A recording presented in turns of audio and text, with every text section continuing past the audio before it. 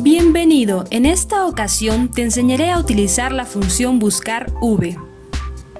Para ello, es importante saber que la búsqueda de esta función se hace de forma vertical por columnas. Vamos a utilizar un ejemplo buscando la profesión de Isabel. En la celda D2 queremos que aparezca la profesión. Ponemos igual, buscar v, paréntesis. El valor buscado será celda B2, punto y coma.